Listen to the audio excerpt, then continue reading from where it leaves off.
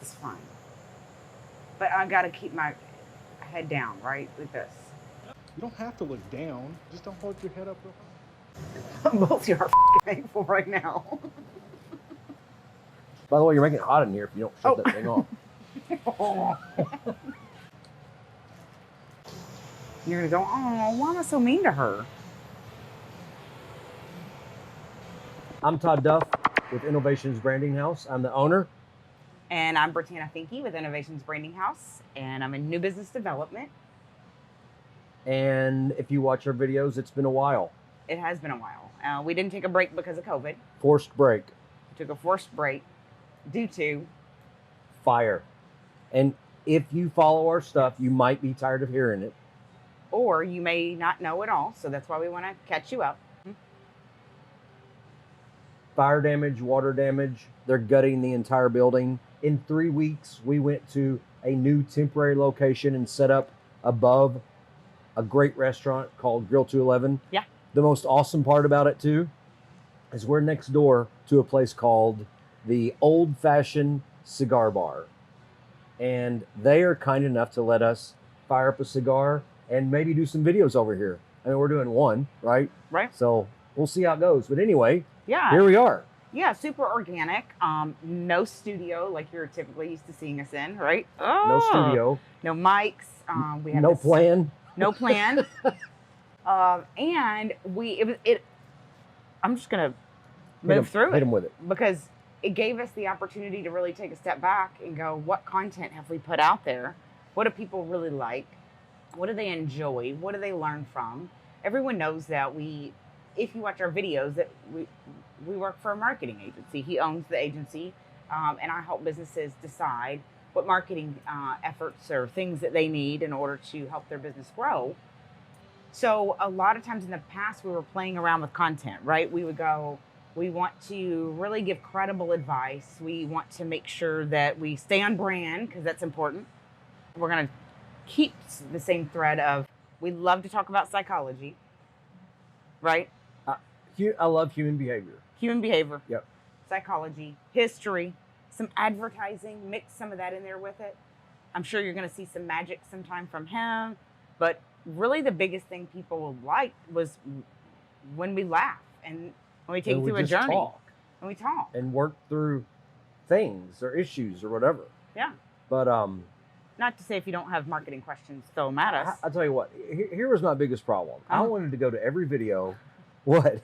No, I wanted to go to every video and prove myself and go top 5 reasons to have a blog or something like that. And then it occurred to me, very few people watch those. Lots of people watch us talk about just real conversation and topical type items, that I was like, you know what? You can Google top 5 reasons to blog. I'm not going to invent that, right? Those right. things are out there, okay?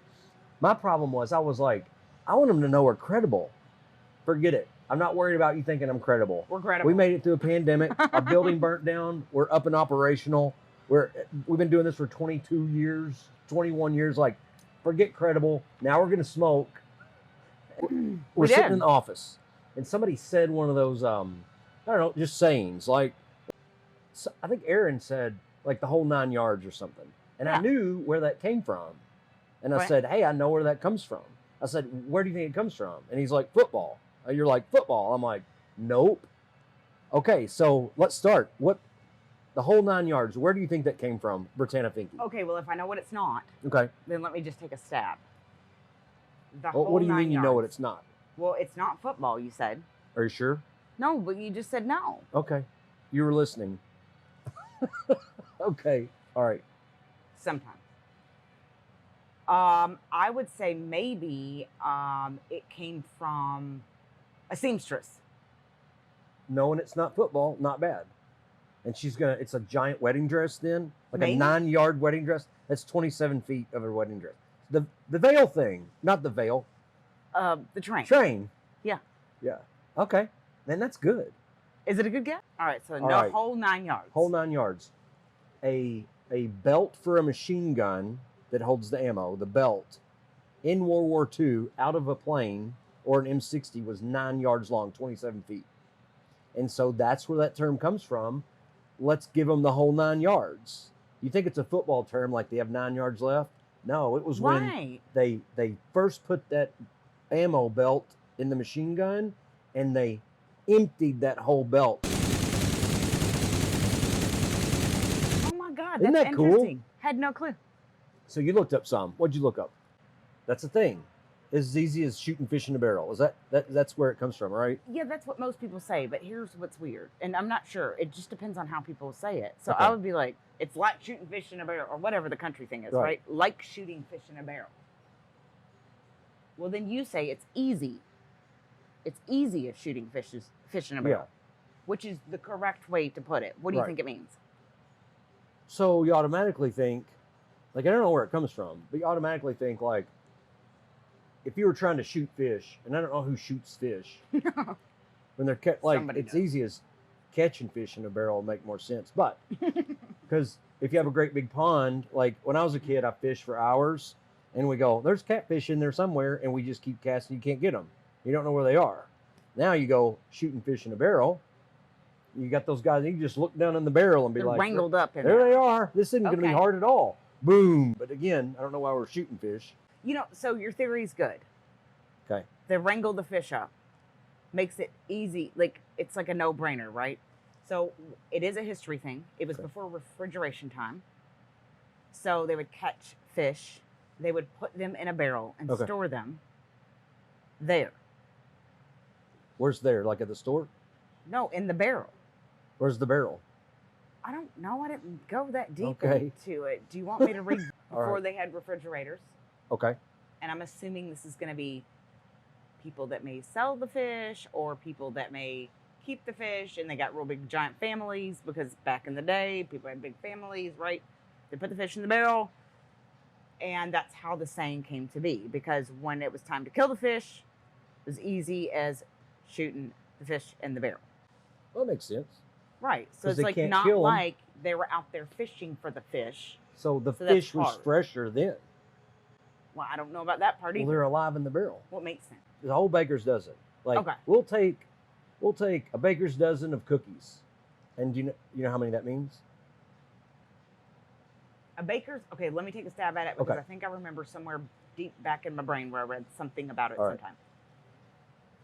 A baker's dozen is going to be more than a dozen, just in case something doesn't come out right. They actually have a solid dozen. Ding, ding, ding, ding, ding. So, you nailed it. And I'm going to add a little bit to it, okay? Okay. The So, history of it. And Yeah. But where you said, in case something didn't come out, that's what I didn't know. I always thought baker's dozen meant, like, bakers were hungry. So they ate like I two. just thought, like, yeah, I made a dozen. Ha ha. And they ate one. They're like, I still got a dozen. Makes sense. But it is more that. So here's where it comes from. Years and years ago, like back in peasant times and English days, or I don't know what. Not recently, all Yeah. right? They wore dresses and stuff. Yeah. So you got in big trouble, like, I don't probably got your hands cut off or something weird. You know, laws are kind of screwed up in other countries sometimes. Yeah. So Or back in the day. or back in the day. Yeah. All right. So here's the deal. Hands If- go.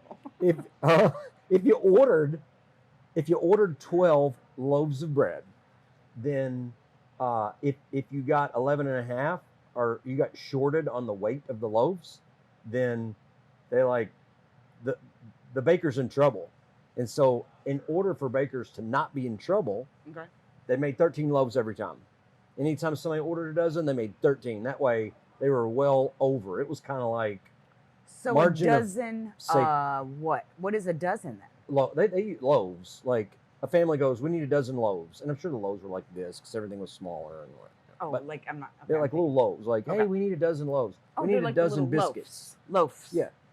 We Yeah. need a dozen biscuits. Okay. Well, as soon as I bought a dozen biscuits and they weighed less or they forgot one, baker's in trouble. Just go in and throw 13, you got it. Okay, so that's the That's number. one way. Yeah, that's how 13. Okay. 13 also comes from this.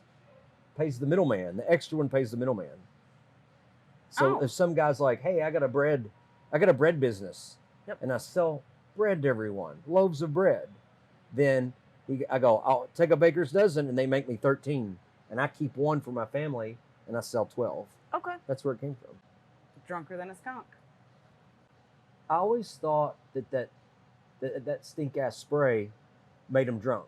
That's what Made Like, I the spray skunk him drunk. a skunk, I know and it then I'm didn't- like, like evolutionary. It doesn't make any sense, but like that smell is so bad. It's like, oh, like have you ever like years ago we had an employee who walked in with the amount of foo-foo juice wrapped on that woman that you could see the fumes coming off. It just stunk. You get what I'm saying? fruit juice. Foo-foo juice? Is that skunk juice? No, foo-foo juice is just like perfumes and stuff people put on. Oh, okay. Yeah, or guys can put on foo-foo juice. Yeah. A bunch of cologne. So, what do you think it means? I thought the skunk got drunk from its own smell. So, I think you're close. Actually, you're right there, right? So, I'm going to read it to you, though. All right, what is Because the I want to deal? get it right.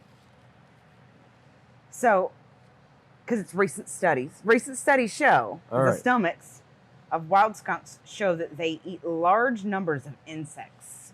Cool.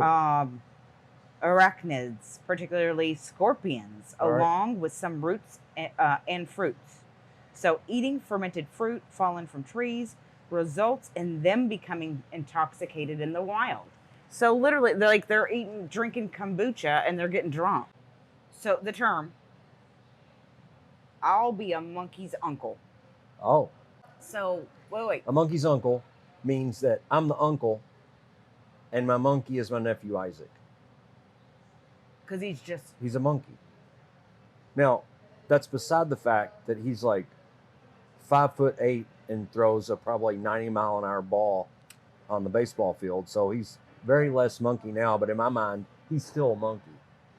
yeah, my it little just monkey, means, right. yeah, he's your little, To crawl around, wrestle, and stuff. But okay, now he would open up a can of whoop ass. yes. So, what it really means. Okay. Okay, well, so there was a Walt Disney movie, which is a different thing.